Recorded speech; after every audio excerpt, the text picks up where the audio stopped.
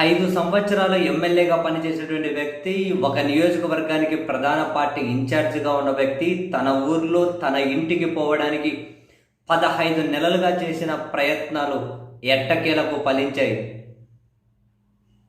అది కూడా supreme court orders తర్వాతనే ఫలించాయి. కేతిరెడ్డి పెద్దారెడ్డి తాడిపత్రిలోకి వెళ్ళడం కోసం న్యాయపరంగా ఉన్న అన్ని అవకాశాలు ఉపయోగించుకున్నారు. ప్రతి దగ్గర ఆయనకు మద్దతే దక్కింది, ఒక హైకోర్టు ధర్మాసనంలో తప్పితే. నా ఇంటికి వెళ్తా అన్నారు, నువ్వు వస్తే తిరిగి వెళ్ళవన్నారు టీడీపీ నేత.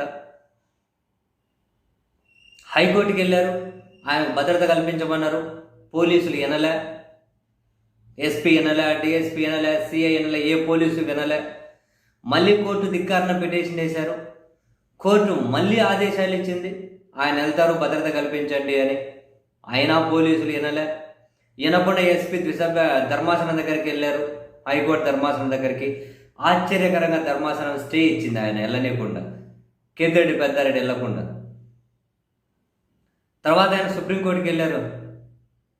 సుప్రీంకోర్టు ఆశ్చర్యపోయింది, ఆయన నియోజకవర్గానికి ఆయన పోనీకపోవడం ఏంది, భద్రత కల్పించండి, అదనపు భద్రత కావాలి అంటే ఇవ్వండి, దానికి అయ్యే ఖర్చు ఉంటే వాళ్ళు ఏమైనా భరించుకుంటారేమో అని.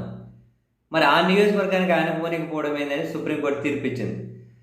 ఆర్డర్స్ కాడెప్పి పట్టుకొని ఎస్పీ దగ్గరికి వెళ్ళారు. ఇంక ఎస్పీ ఏం చేసేది ఉంది? ఇన్ని రోజులు హైకోర్టు తీర్పును కేర్ చేయలే, హైకోర్టు తీర్పును కూడా కేర్ చేయలే.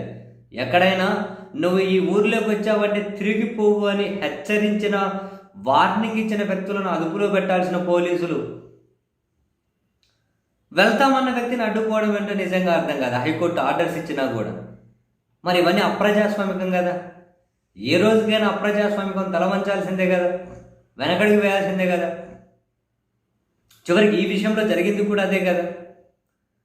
ఏమంటే అందరికీ సుప్రీంకోర్టు వరకు వెళ్ళగలిగి అక్కడి వరకు వెళ్ళి న్యాయం పొంది అంత శక్తి ఉండాలి కదా. అలా లేని వాళ్లకు అప్రజాస్వామికమే స్వాగతం పలుకుతూ ఉంటుంది. ఇప్పుడు సుప్రీంకోర్టు తీర్పు కాపీని పెట్టుకొని అనంతపురం ఎస్పీ దగ్గరికి వెళ్ళారు. ఎస్పీ ఏం చేయాలి? ఇంకా ఏం చేయలేరు.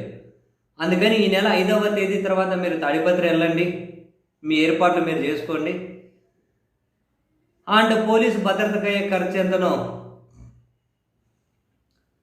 ఆ ఖర్చు మీకు చెబుతాం, అకౌంట్లో డిపాజిట్ చేయండి అని చెప్పి అనంతపురం ఎస్పీ గారు పెద్దారెడ్డి గారికి లేఖ రాశారు. సో అల్టిమేట్గా ఇప్పుడు తాడిపత్రికి పోవడానికి అయితే అంగీకరించారు కదా. ఎన్ని రోజులు అడ్డుకుంటారు? ఇన్ని రోజులు చెడ్డ పేరు ఎవరికి వచ్చింది? పోలీసులకే చెడ్డ పేరు కదా. ఆయన పర్యటన సాఫీగా జరిగి ఉంటే ఎక్కడైనా చంపుతాం, నరుకుతాం, ఈ సంగతి తెలుస్తాం అన్న వాళ్ళని కదా కంట్రోల్ చేయాలి. వాళ్ళ మీద కూడా కేసులు పెట్టాలి. వాళ్ళనేమో స్వేచ్ఛగా వదిలేసి మిగిలిన వాళ్ళేమో రిస్ట్రిక్షన్స్ పెట్టి హైకోర్టు తీర్పిచ్చిన అమలు చేయకుండా ఇంత అవసరం ఏంటి ఎస్పీకి, పోలీసులకి?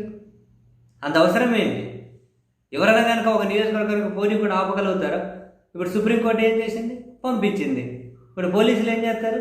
చెడపేరు ఎవరికి?